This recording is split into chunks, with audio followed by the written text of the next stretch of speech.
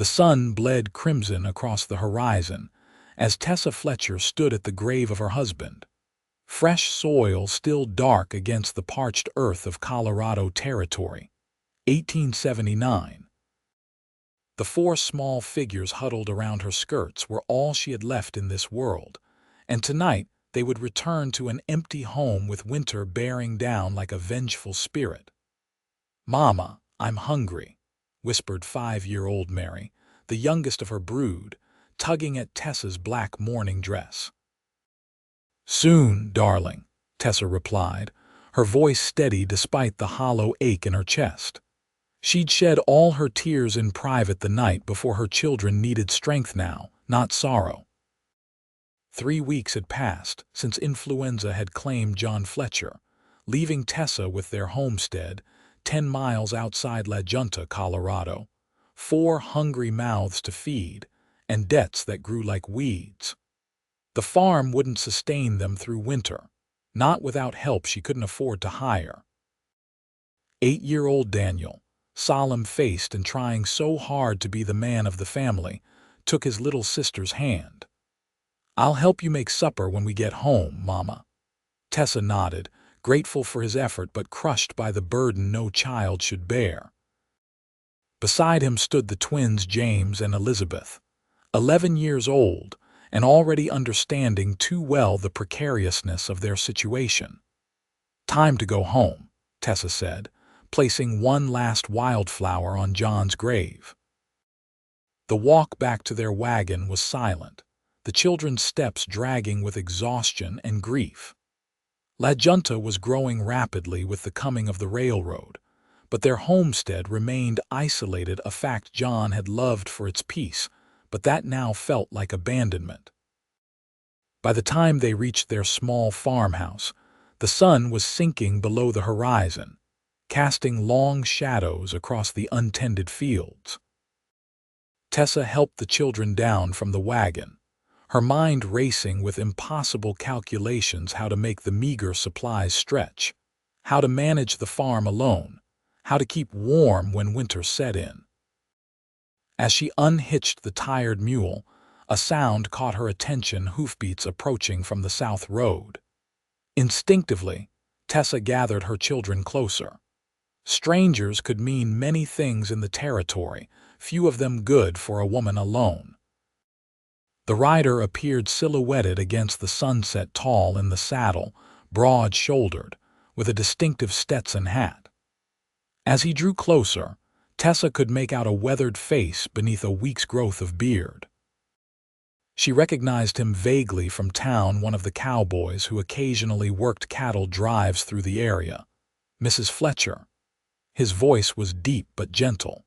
He removed his hat respectfully as he reined his horse to a stop. "Name's Kieran O'Malley. Heard about your loss in town. I'm mighty sorry." Tessa stood straight, one hand on Daniel's shoulder, the other reaching for the rifle John had taught her to use that leaned against the porch post. "Thank you, Mr. O'Malley. What brings you to our home at this hour?" The man Kieran dismounted with fluid grace that spoke of years in the saddle. He kept a respectful distance, seeming to understand her wariness. "Madam, I don't mean to intrude, but word's gotten around about your situation." He glanced at the children, his eyes softening. "I was passing through, planning to winter in these parts before the spring drives start. I've got experience with farming, animal husbandry, carpentry." He paused, seeming to choose his words carefully. "I will help raise them and keep this place running if you'll allow it." Tessa's grip tightened on Daniel's shoulder. "And what would you expect in return, Mr. O'Malley?" "Room and board is all, madam. I've been saving from drives, don't need much. Your children need their home and you need help to keep it." His eyes, clear blue even in the fading light, met hers directly. "I give you my word I'll work hard and respect your home. First sign you're uncomfortable, I'll ride on without complaint." "Why would you do this?" Tessa asked, suspicious of charity that seemed too convenient. Kieran looked down at his hat, turning it in his hands. "Lost my own family to cholera some years back. Kansas territory. My boy would have been about your Daniel's age now. He looked up, something raw and honest in his expression. Sometimes helping others is how we help ourselves, Mrs. Fletcher. Tessa felt Elizabeth press against her side. Mama, the girl whispered, the roof still leaks and we need to bring in the rest of the harvest. Practical as always, her Elizabeth. Tessa looked from her children's hopeful faces to the stranger who offered salvation with calloused hands. John would tell her to be cautious, but he would also remind her that pride made for cold comfort in winter. There's a cabin out back the farmhands used when John could afford help, Tessa said finally. It's small but weathertight. You can stay there on trial. First sign of trouble, Mr. O'Malley. You'll never see trouble from me, Mrs. Fletcher, he said, a smile easing the weathered lines of his face. And it's Kieran, if you don't mind. As if deciding the matter was settled, little Mary stepped forward, her doll clutched to her chest. Do you know any stories, Mr. Kieran? Papa used to tell us stories before bed. Tessa saw something soften in the man's expression as he knelt to Mary's level. Well, Miss Mary, I might know a few tales about adventures on the trail. Would you like to hear one while your mama gets supper ready?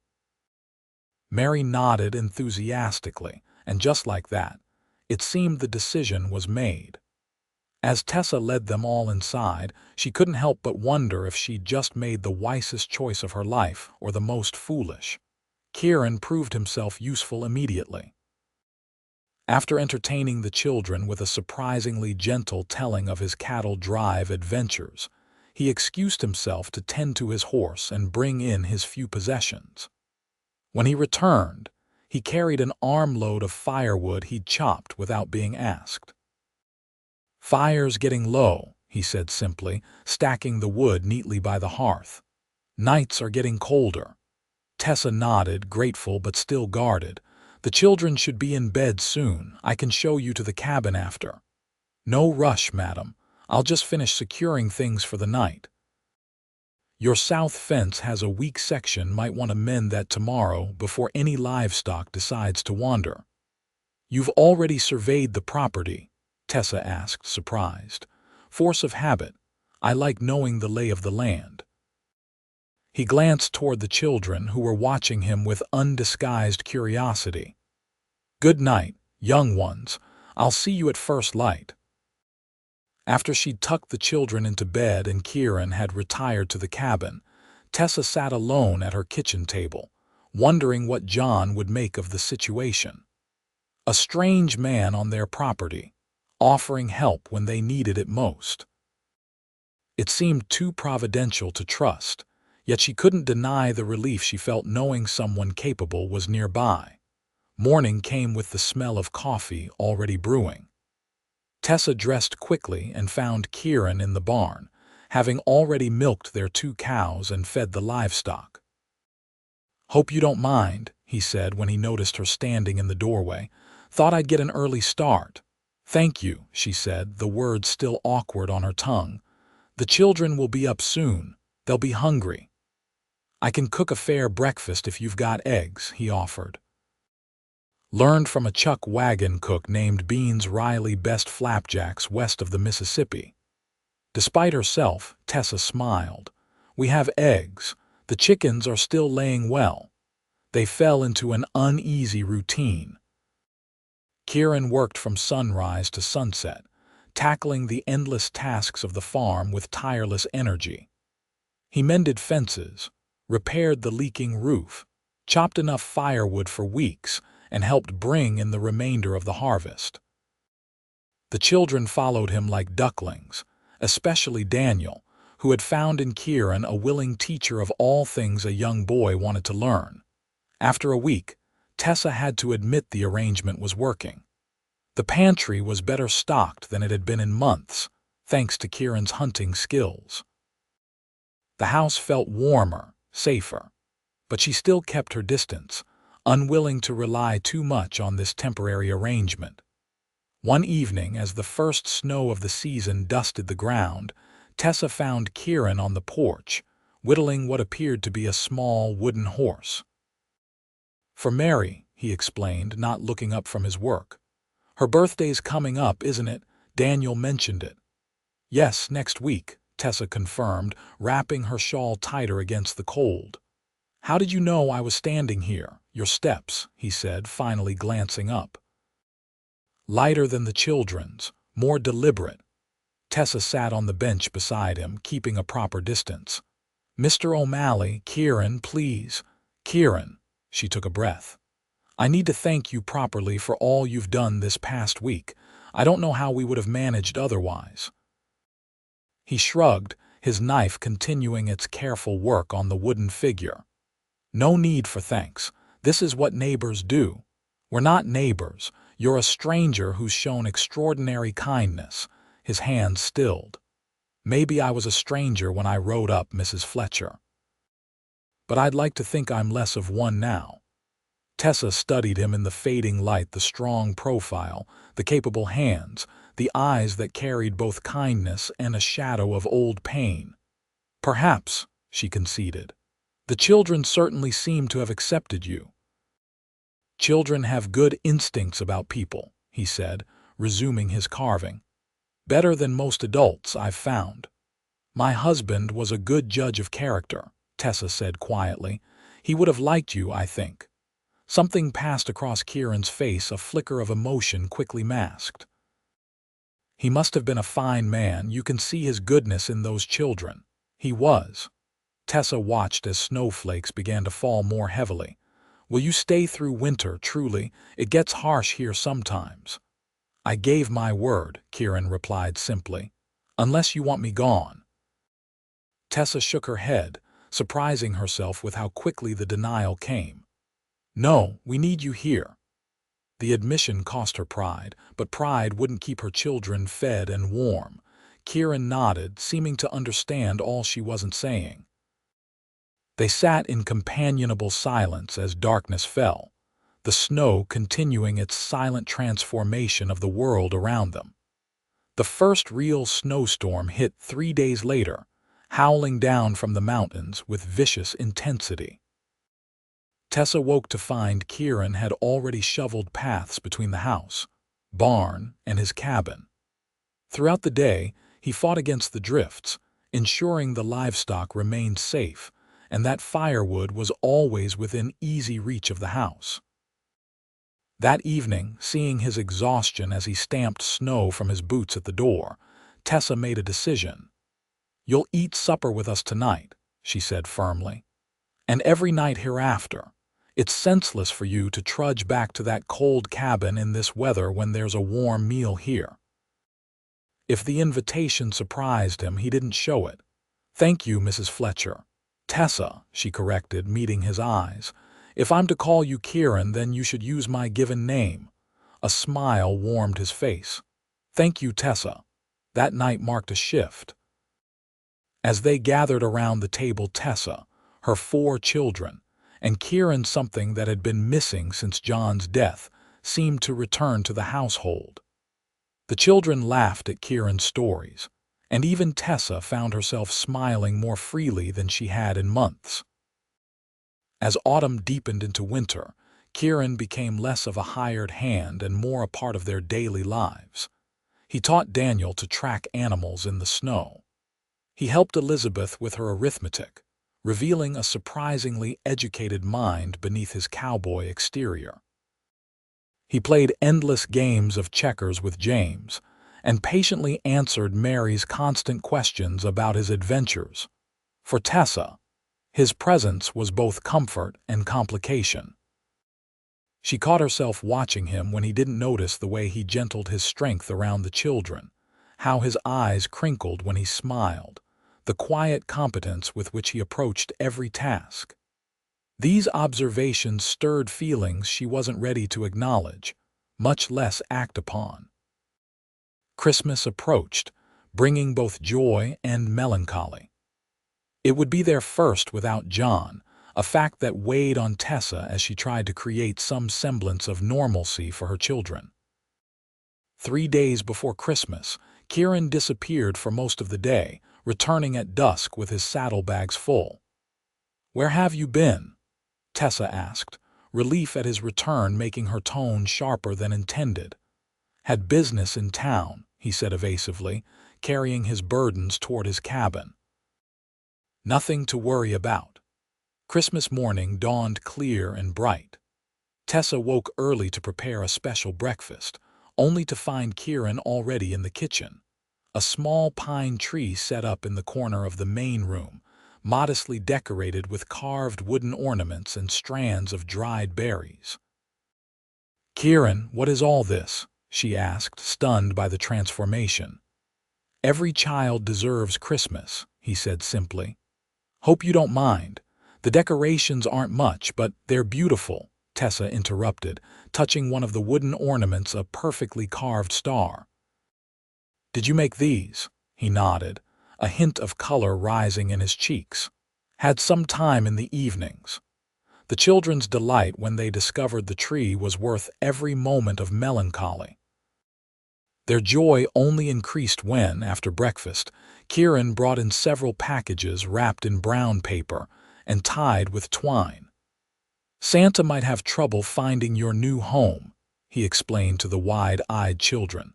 "So I told him I'd deliver these for him." For Daniel, there was a hand-tooled leather belt with a small pocket knife. The twins received books, adventure stories for James and a volume of poetry for Elizabeth. Mary clutched her wooden horse in one hand and a beautiful rag doll in the other, her face alight with wonder. "There's something for you too," Kieran said quietly to Tessa, handing her a small package. Inside, she found a delicate silver locket. When she opened it, she gasped somehow. He'd obtained a tiny photograph of John that she recognized from their wedding day. "How did you, Mrs. Miller at the general store had a copy," he explained. "Said John had it made as a surprise for your anniversary. Never got the chance to give it to you." Tears welled in Tessa's eyes as she closed her fingers around the precious gift. "I don't know what to say." "You don't have to say anything," Kieran answered, his voice gentle. "Just wanted to make sure none of you were forgotten today." That evening, after the children had gone to bed exhausted from the day's excitement, Tessa found Kieran on the porch, despite the cold. "You've given us more than just gifts today," she said, joining him.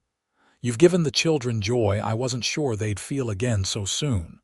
"Children are resilient," he replied. "They carry grief differently than we do." Tessa nodded, touching the locket she now wore around her neck. "Thank you for this, for everything." Impulsively, she reached out and placed her hand over his. Kieran looked down at their hands, then back to her face, his expression unreadable in the moonlight. Tessa, whatever he might have said, was interrupted by a cry from inside the house. Mary having a nightmare again. The moment broken, Tessa withdrew her hand. "I should go to her," Kieran nodded, stepping back. "Of course. Good night, Tessa." As winter settled in earnest, life fell into a rhythm that became increasingly comfortable. Kieran moved from his cabin into the small room off the kitchen that had once been John's study. The arrangement was practical given the brutal weather, but it also acknowledged his transition from hired help to something more integral to their household. What that something more might be remained unspoken between Tessa and Kieran, though the children had clearly decided. One evening in January, as they sat around the fire after supper, Mary climbed into Kieran's lap with the casual confidence of complete trust. "Tell us a story about when you were little," she demanded, settling against his chest as though she belonged there. Kieran's eyes met Tessa's over Mary's head, seeking permission. Tessa nodded, her heart constricting at the tenderness in his expression. "Well," he began, his deep voice gentle, "when I was about Daniel's age, my pa took me fishing at a place called Green River. It was summer, hot as blazes, and I was dead set on catching the biggest fish anyone had ever seen." The story unfolded, revealing glimpses of the boy Kieran had been adventurous, stubborn, kind-hearted. Tessa found herself drawn in not just by the tale but by the storyteller, watching how his face animated with memories long buried, how his hands moved expressively as he described the monstrous catfish that had nearly pulled him into the river. Later, after the children were asleep, Tessa found herself lingering in the main room, reluctant to end the evening. "You rarely speak of your past," she observed, stoking the fire. "Tonight was the most I've heard." Kieran sat at the table, nursing a cup of coffee. "Not much worth telling, most of it."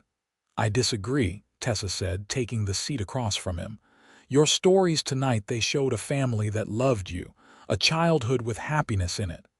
"There was that," he acknowledged with a small smile, "until there wasn't. You mentioned losing them to cholera. How old were you?" 19. "Just a fool kid who thought he was a man." He stared into his coffee. "My wife, Sarah, was 17. Our boy, Thomas, barely 2. Tessa reached across the table, covering his hand with hers. "I'm so sorry." He turned his hand, his fingers curling around hers. "Been almost 10 years now. The sharpness fades, but the hollow place stays." "Yes," Tessa whispered, thinking of John. "That's exactly how it feels." They sat in silence, hands joined, two people who understood loss in ways others couldn't. When Kieran finally spoke again, his voice was low, intent. "Tessa, I need to tell you something. When I rode up that day, it wasn't chance." She stiffened slightly. "What do you mean?" "I knew John. Not well, but we'd crossed paths several times in town. Last time I saw him, maybe a month before he took sick, he mentioned worrying about the coming winter, about making sure you and the children would be all right." Kieran's thumb traced small circles on the back of her hand, seemingly unconscious of the gesture. "When I heard he'd passed, I remembered that conversation. Couldn't get it out of my mind." "So you came here because of a promise to a man you barely knew?" Tessa asked, trying to make sense of this revelation. "Not exactly a promise. More. I knew what he feared most was leaving you all vulnerable. I understood that fear." He met her eyes. "I came because I could not come. Does that make sense?" Strangely, it did. It spoke to the kind of man Kieran O'Malley was: honorable, compassionate, guided by an internal compass that pointed unfailingly toward doing what was right, even when difficult. "I'm glad you came," Tessa said softly. "However it happened." Something changed between them after that night. Their conversations grew longer, more personal. Their hands found reasons to touch passing dishes at supper, steadying each other on icy paths, reaching for the same book. Each contact, however brief, sent awareness shimmering through Tessa, awakening feelings she had thought buried with John. The guilt came too, of course. At night, alone in the bed she had shared with her husband, Tessa wondered if these growing feelings for Kieran were a betrayal. John had been dead less than 6 months. Was it disrespectful to his memory that her heart was stirring for another man? Yet when she looked at her children thriving under Kieran's gentle guidance, smiling more readily, growing stronger, she wondered if perhaps this was what John would have wanted for them all. February brought a temporary thaw, turning the snow to slush and making the roads passable again. Kieran suggested they take the opportunity to visit town for supplies before the next storm hit. The trip to La Junta became something of an event. The children, cabin fevered from weeks indoors, chattered excitedly as Kieran helped them into the wagon. Tessa found herself looking forward to the outing as well, not just for the chance to restock their pantry, but for the simple pleasure of being somewhere besides the farm. La Junta had grown considerably even in the months since Tessa had last visited. The railroad had brought prosperity and new settlers, transforming what had once been little more than a trading post into a proper frontier town. As they made their way down the muddy main street, Tessa was acutely aware of the curious glances directed their way. A widow and her children, accompanied by a handsome cowboy, was bound to start tongues wagging, especially in a town where news traveled faster than the trains. Mrs. Fletcher, what a pleasant surprise. Mrs. Miller, the plump, good-natured owner of the general store, greeted them warmly. Her eyes darted curiously toward Kieran, who was helping the children down from the wagon. "And Mr. O'Malley, I see you're still in these parts." "Yes, madam," Kieran replied politely, tipping his hat. "Helping Mrs. Fletcher with the farm through winter." Mrs. Miller's eyebrows rose slightly, but she kept her thoughts to herself. "Well, come in, come in. The children must be frozen through."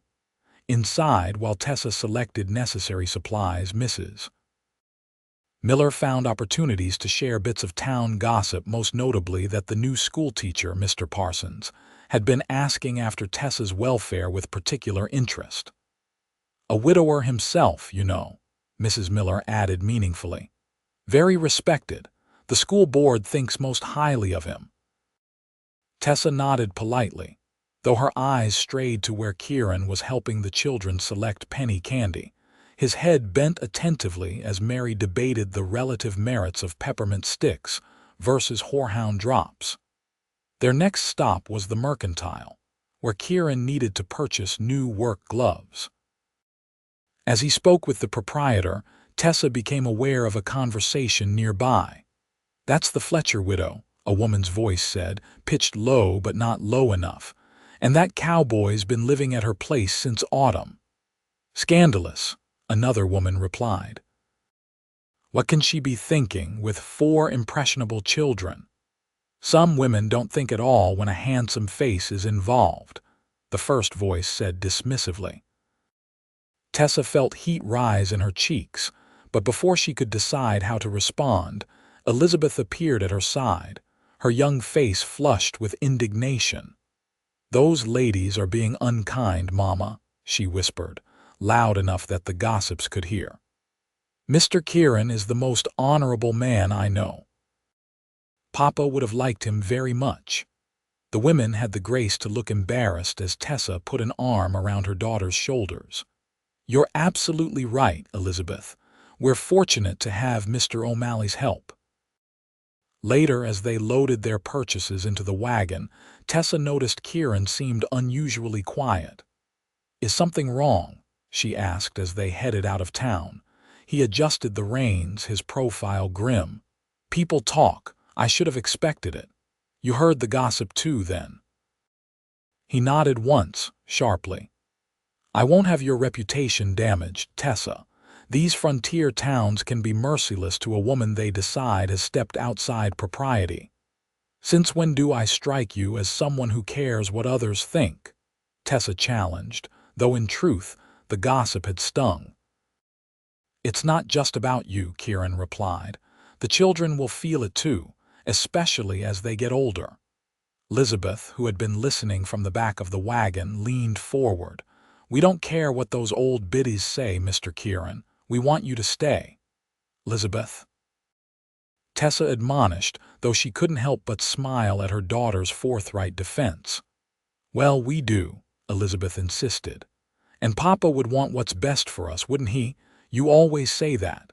Out of the mouths of babes, Tessa thought, meeting Kieran's eyes.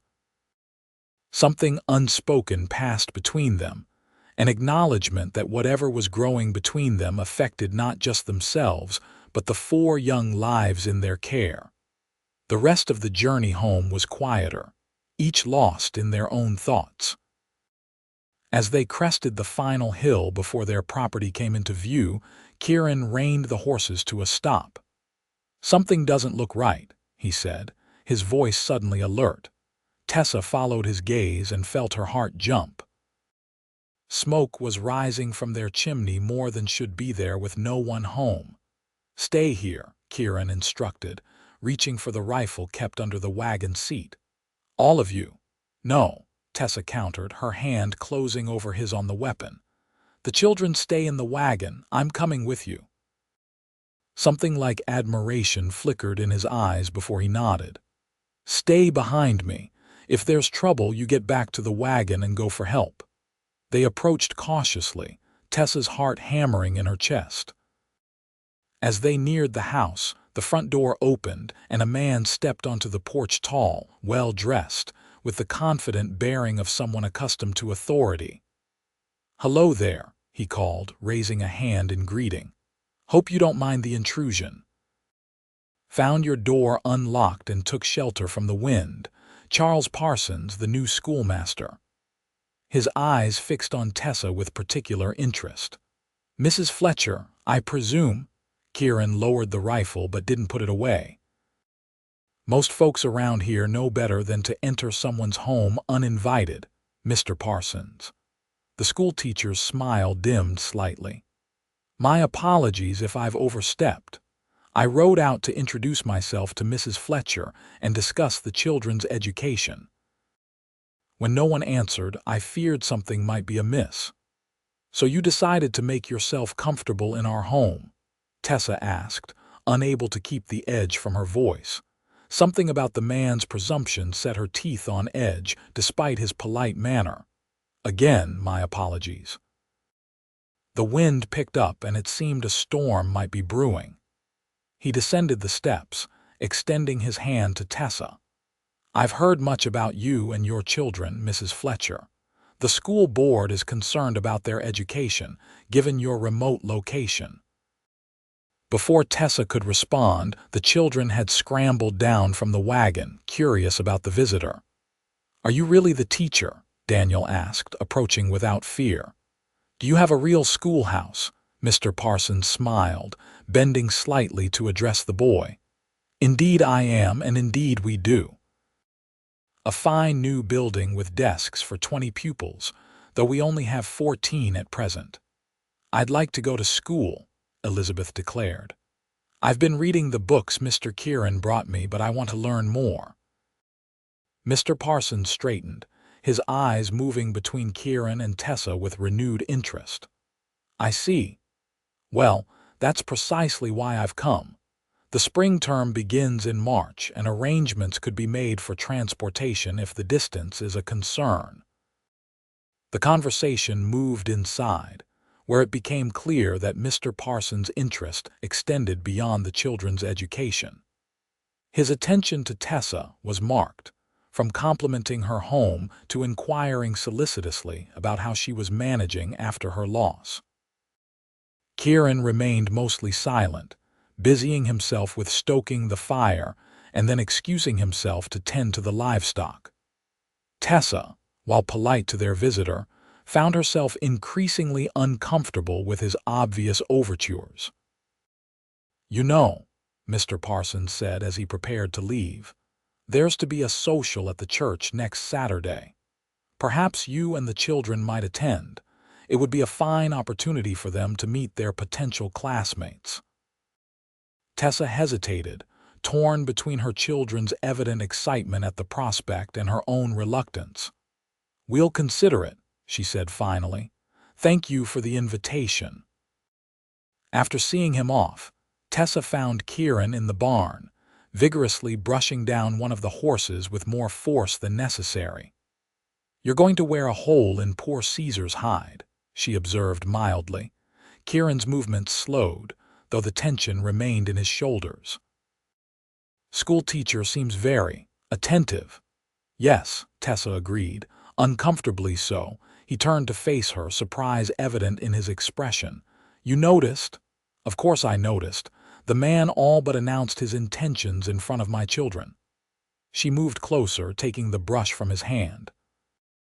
"Did you think I'd be flattered by his attention?" "Wouldn't blame you if you were," Kieran said, his voice carefully neutral. "Educated man, respected position, proper sort for a widow with children." Tessa felt a surge of exasperation. "Is that what you think I want, the proper sort?" Their eyes locked, and suddenly the air between them seemed charged with all the things they'd left unsaid these past months. "What do you want, Tessa?" Kieran asked quietly, the question hanging in the dim light of the barn. The answer came to her with startling clarity. I want someone who rides up at sundown when hope is nearly gone and offers help without conditions. Someone who tells my children stories and teaches them to be strong. Someone who sees me not as a widow to be pitied or a woman to be courted, but as myself. She took a step closer, close enough to feel the warmth radiating from him. I want you, Kieran O'Malley. I think I have since that first night, though I wasn't ready to admit it. For a moment, he stood utterly still, as though afraid any movement might shatter the moment. Then his hand came up, calloused fingers gentle as they brushed a strand of hair from her face. I've wanted to kiss you since Christmas, he confessed, his voice rough with emotion. Maybe before. Seemed disrespectful too soon after John. And I wasn't sure if I do, Tessa interrupted, rising onto her toes. I very much do. The kiss was tentative at first, a careful exploration. Then his arms came around her waist, drawing her closer as the kiss deepened into something that made her heart race and her knees weaken. When they finally broke apart, both breathing heavily, Kieran pressed his forehead to hers. I love you, Tessa Fletcher, he said simply. Have done for months now. Love those children too, like they were my own. Tears sprang to Tessa's eyes, not of sadness but of overwhelming relief. I love you too, and they love you. We all do. A sound from the barn doorway made them turn. There stood all four children, their expressions varying from Mary's delighted grin to James's solemn nod of approval. Does this mean Mr. Kieran is staying forever? Mary asked hopefully. Tessa looked to Kieran, whose face reflected the same mixture of surprise, amusement, and tenderness she felt. If that's what your mother wants, he said, his eyes never leaving Tessa's face. It is, Tessa confirmed, her heart full to bursting. Very much so. Daniel stepped forward, his young face serious beyond his years. Papa would want us to be happy, he said with the simple wisdom of children, and Mr. Kieran makes us happy. Elizabeth nodded vigorously, and he loves us, we can tell. And he's teaching me to whittle, James added, as though this settled the matter completely. Kieran knelt, opening his arms, and the children rushed into his embrace.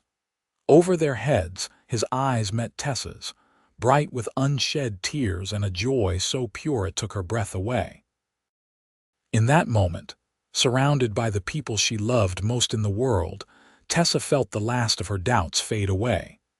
The road ahead might not be easy, but they would walk it together, the family they had become, not by blood but by choice.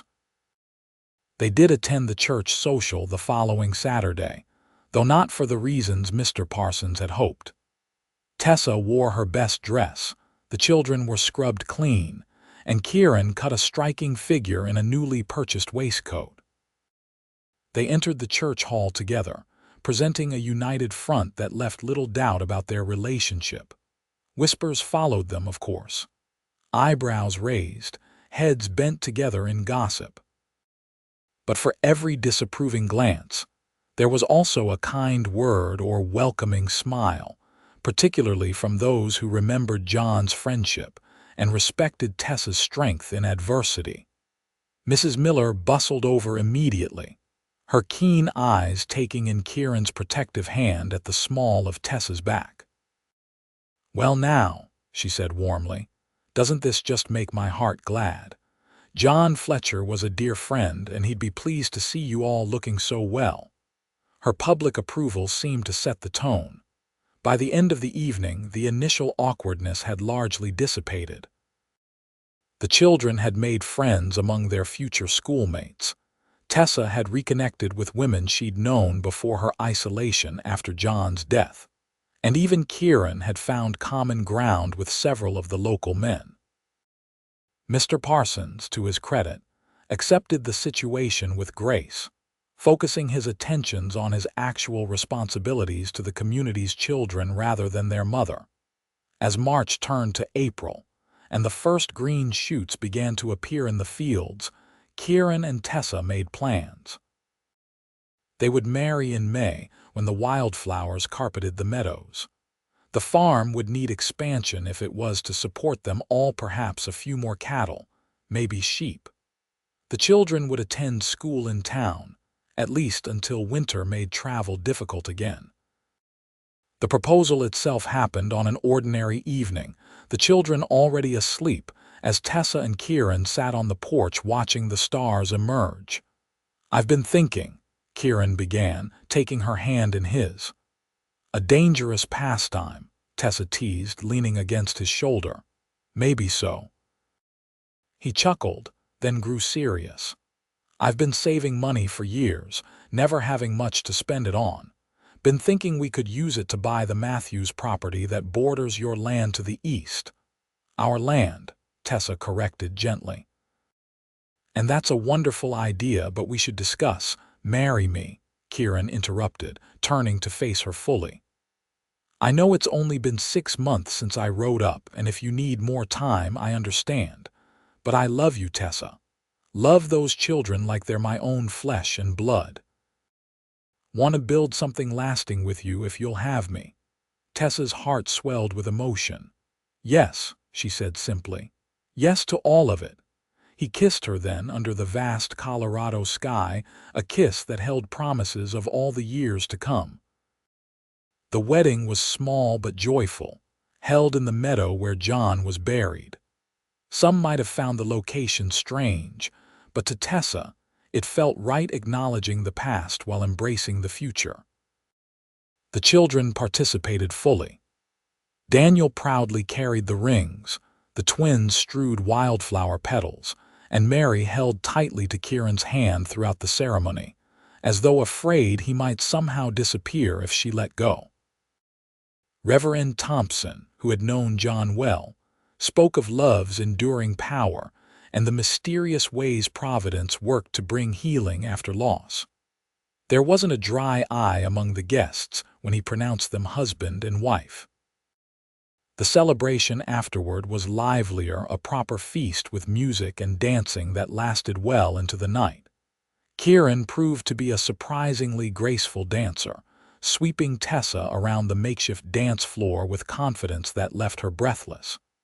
"Where did you learn to dance like this?" she asked, laughing as he executed a perfect turn. "Cattle drives end in towns," he replied with a wink, "and cowboys have been known to frequent dance halls, for the dancing, of course." "Of course," she agreed, enjoying the warmth of his hand at her waist and the strength in his arms as he guided her through the steps. Later, as the party wound down and the children began to yawn, Mrs. Miller approached with a knowing smile. "I've come to collect your brood," she announced. "They'll stay with me tonight and tomorrow. Wedding gift." She winked at Tessa's surprised expression. "Don't worry, we've got it all planned. Elizabeth packed their things this morning while you were busy with the flowers." Tessa glanced at her eldest daughter, who looked entirely too pleased with herself. "You sneaky girl," she said with a laugh. Elizabeth shrugged. "Mrs. Miller said newlyweds need privacy. I didn't ask what for." Kieran coughed to hide his amusement while Tessa felt heat rise in her cheeks. "Well, that's thoughtful," she managed. After seeing the children off with Mrs. Miller, Tessa and Kieran returned to the farmhouse, now truly their home together. In the quiet of the evening, with only the crackling fire for company, Kieran took Tessa's hands in his. "Mrs. O'Malley," he said, savoring the words. "Been waiting a long time to call you that." "Has it really only been 7 months since you rode up?" Tessa marveled. "It feels like you've always been part of our lives." "Maybe in the ways that matter I have," he suggested, drawing her closer. "Some people just fit together, like they were meant to find each other." That night, as they came together as husband and wife, Tessa felt the truth of his words. Whatever forces had brought Kieran O'Malley to her door, that fateful evening chance, Providence, or John's last concerns for his family, she could only be grateful for the love that had grown from that meeting. Summer passed in a blur of activity. The expanded farm required constant attention, But with Kieran's expertise and Tessa's determination, they managed to create a thriving operation. The Matthews property proved to be a wise investment, adding fertile grazing land and a small apple orchard to their holdings. The children flourished too. School had ended for the summer, but they continued their education at home, with Kieran teaching them practical skills and Tessa focusing on reading and arithmetic. Daniel, especially, blossomed under Kieran's guidance, developing confidence and capability beyond his years. By autumn, there was more news to celebrate. Tessa was expecting a child in early spring. The announcement was met with joyous excitement from the children, particularly Mary, who had been lobbying for a baby sister since shortly after the wedding. "You'll be a big sister," Tessa explained as Mary placed a small hand on her still flat stomach. "That's a very important job." "I'll be the best big sister ever," Mary declared solemnly. "I'll teach the baby all about horses and stars and everything important." Kieran watched this exchange with undisguised emotion, his eyes suspiciously bright.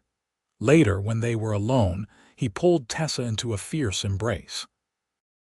"A baby," he whispered against her hair. "Our baby." "Are you happy?" Tessa asked, though she could feel the answer in the way he held her, as if she were made of precious glass. "Happy doesn't begin to cover it," he replied, drawing back to look into her eyes. "Tessa, when I lost my first family, I thought that part of my life was over forever. Never imagined I'd be blessed twice." As her pregnancy progressed, Tessa found herself reflecting on the strange, winding path that had led them here. Had John somehow known, in those final conversations with Kieran, what might develop? Had he, in his own way, given his blessing to the man who would step into his place? She liked to think so. John had always been perceptive about people, and he had loved his family above all else. He would have recognized in Kieran the same qualities he himself possessed: honor, kindness, steadfast love. Winter arrived with less threat than the previous year, their preparations now far more thorough. The pantry was well stocked, the woodpile high, the livestock healthy and sheltered. Even so, the bitter Colorado weather kept them largely housebound through December and January. They celebrated Christmas with even more joy than the previous year. The children received practical gifts, but also treasures that spoke to their individual passions: a set of watercolors for artistic Elizabeth, a telescope for star-gazing James, woodworking tools for Daniel, and a miniature kitchen set for Mary, who had recently decided she wanted to be a chef. For Tessa, Kieran had crafted a beautiful rocking chair, perfect for nursing the coming baby. And Tessa surprised him with a handmade quilt, secretly pieced together during the hours he was working outdoors, featuring symbols of their journey together: a setting sun, a homestead, 4 small figures, and finally, 2 adults hand in hand. As February turned to March and Tessa's time grew near, Kieran became increasingly protective. He insisted on hiring young Billy Thompson, the Reverend's son, to help with the heavier farm work, freeing Kieran to stay closer to the house. "I'm not an invalid," Tessa protested one afternoon, finding him checking the windows for drafts for the 3rd time that week. "Never said you were," Kieran replied mildly, but his worried eyes betrayed him. "Just being thorough." Tessa's expression softened as understanding dawned. "You're thinking about Sarah, aren't you? And what happened when your son was born?" Kieran stilled, then nodded once, his jaw tight. "Can't help it." "I know you're strong. No, Doc Wilson says everything looks fine. But you've lost a wife and child before," Tessa finished for him, moving to take his hands in hers. "Listen to me, Kieran O'Malley. I have no intention of leaving you to raise 5 children on your own. This baby and I are going to be just fine." He managed a smile, though worry still shadowed his eyes. "Promise, promise," she said firmly, then guided his hand to her rounded belly where their child kicked vigorously. Feel that, strong as a Mustang already. March brought warmer weather, and with it, the first signs of labor. Kieran sent Daniel galloping to town for the doctor while he and Elizabeth prepared the bedroom according to Mrs. Miller's detailed instructions, delivered during her last visit. The labor was long but uncomplicated.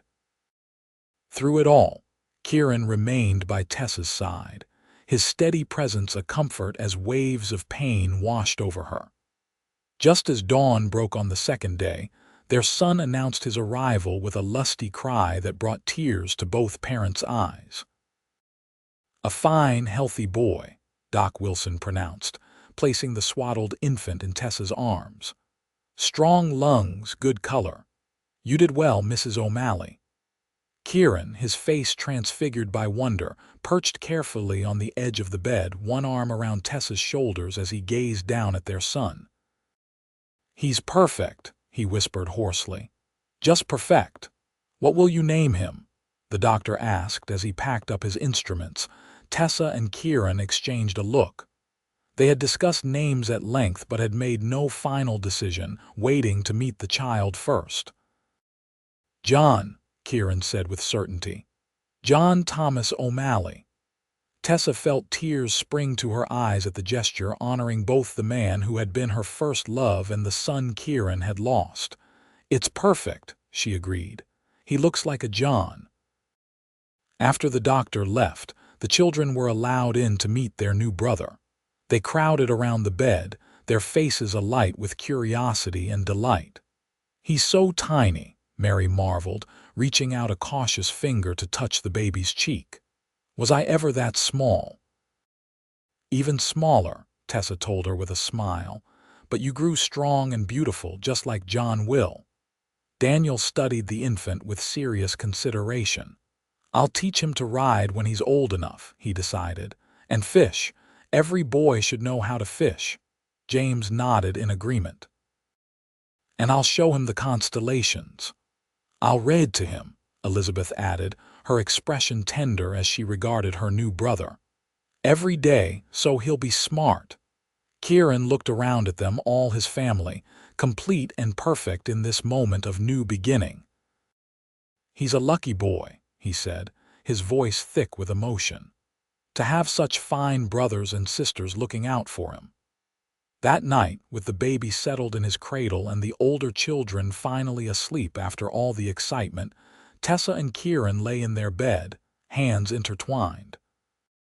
"Did you ever imagine, that day you rode up to our door, that we'd end up here?" Tessa asked, her voice soft in the darkness. "Hoped," Kieran admitted. "Didn't dare expect it. Thought maybe I'd help get you through the winter, make sure you and the children were on solid footing. Then I got to know you, your strength, your heart, found myself falling deeper every day. I was so determined to be strong on my own," Tessa mused. "So afraid to lean on anyone after John died, but you never made me feel weak for needing help. That's when I started to fall in love with you. I think when I realized you saw strength in my vulnerability, not failure." He raised their joined hands to his lips.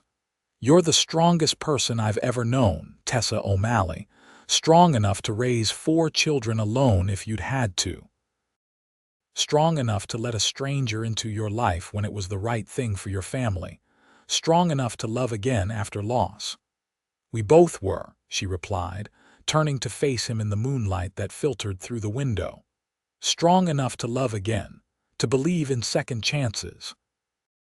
"And now look at us," Kieran said, a smile in his voice. 5 children, a growing farm, plans for the future." "Speaking of plans," Tessa said, snuggling closer to his warmth, "I've been thinking about that north pasture. If we irrigate it properly, we could double the hay yield next year." Kieran's chuckle rumbled through his chest. "Always thinking ahead, aren't you? One day at a time, love. We've got all the time in the world now." And they did. As spring flowed into summer and summer into another autumn, the O'Malley family continued to grow in love and prosperity. John Thomas thrived, a happy baby with his father's blue eyes and his mother's determined spirit. The older children excelled in school and at home, each developing their unique talents under the nurturing guidance of both parents.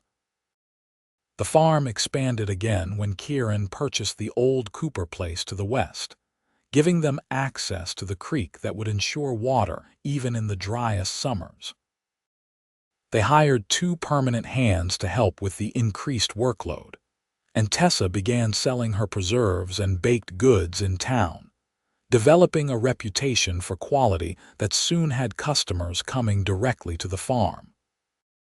On warm evenings, they would often gather on the porch after supper, watching the sun sink below the horizon in a blaze of color. Mary would invariably climb into Kieran's lap, even as she insisted she was practically grown up now. Daniel and James would debate the merits of various fishing techniques or share stories from school. Elizabeth, growing into a thoughtful young woman, would sometimes read aloud from her latest book, her voice clear and expressive. And Tessa would look around at this family. They had built this love that had grown from the ashes of loss, and feel a completeness she had once thought forever beyond her reach. 5 years to the day after Kieran had ridden up to their homestead, he and Tessa stood together on the porch, watching their children play in the yard. John Thomas, now 4, raced after his older siblings with the boundless energy of the very young. At Tessa's hip, 2-year-old Sarah Rose babbled happily, reaching pudgy hands toward her father. "She wants up," Tessa interpreted, passing their daughter to Kieran, who settled her on his shoulders with practiced ease. "Papa hi," Sarah crowed in delight, patting the top of his head. 5 years, Kieran mused, his free arm sliding around Tessa's waist. "Sometimes feels like yesterday, sometimes feels like I've always been here." "You have," Tessa said with certainty. "Even before you arrived, there was a Kieran-shaped space in our lives, waiting to be filled." He pressed a kiss to her temple. "Poetic today, aren't we? Must be the company I keep," she returned with a smile. "Elizabeth's been reading me her poems." They stood in comfortable silence, watching as Daniel, now 13 and shooting up like a weed, organized a game of tag. His natural leadership had only grown stronger under Kieran's guidance, tempering the responsibility he had shouldered too young with a boy's proper joy in play and discovery. "He reminds me of you sometimes," Tessa observed. "The way he watches out for everyone, especially Mary." "Got that from his first father, I'd say," Kieran replied. "John laid that foundation long before I came along." It was one of the things Tessa loved most about him, the way he honored John's memory, never attempting to replace him, but instead building on the legacy he had left. The children spoke freely of Papa John and Papa Kieran, their hearts big enough to love both the father they had lost and the one who had found them. As twilight deepened into dusk, Kieran called the children in for bedtime. The familiar routine unfolded: washing up, story time, prayers, kisses goodnight. When the last child was tucked in and the house grew quiet, Kieran and Tessa returned to the porch, unwilling to waste the beauty of the clear, star-filled night. "I got a letter today," Kieran said as they settled on the swing he had built the previous summer. "From an old trail boss I used to ride with. Cattle prices are up, and he's putting together a drive to Kansas City. Asked if I'd be interested in joining." Tessa stiffened slightly. "Are you?" "Interested, I mean." "Once maybe," he admitted. "Before. But now," he gestured toward the house where their children slept peacefully. "Everything I want is right here. Everything I need." Relief washed through her, followed immediately by a twinge of guilt. "I wouldn't want to hold you back if it's something you miss. The adventure of it, the open trail." Kieran turned to face her fully, his expression serious in the moonlight. "Tessa, the day I rode up to your door was the day my real adventure began." Every morning I wake up beside you. Every time one of our children learns something new or overcomes a challenge. Every season we weather together, that's the journey that matters to me now. Even when the journey involves mending fences in freezing rain or dealing with Mary's stubbornness. Tessa teased, though her heart swelled at his words. Especially then, he confirmed with a grin. Wouldn't trade this life for all the cattle drives in Texas. As if to seal this declaration, he leaned in to kiss her a kiss that still, after all their years together, sent warmth spreading through her like whiskey on a cold night. When they finally drew apart, Tessa rested her head on his shoulder, content in the knowledge that what had begun as an act of kindness had grown into a love strong enough to weather whatever challenges the future might bring. The cowboy who had ridden up at sundown offering help had become the cornerstone of their family, the partner of her heart, the father her children adored. And as they sat together under the vast Colorado sky, watching the stars emerge one by one like promises kept, Tessa knew with bone-deep certainty that they had found in each other exactly what they were meant to have all along, not just a second chance at love, but a love that would sustain them for all the days to come. The story that had begun with loss and uncertainty had transformed into one of hope fulfilled and joy rediscovered. It wasn't the story either of them had expected to live, but it was, without question, the one they were meant to share, a tale of family forged through choice rather than chance, of love that arrived unexpectedly but grew to define their world.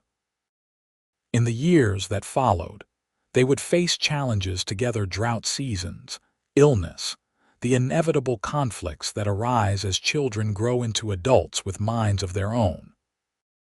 But through it all, the foundation remained unshakable.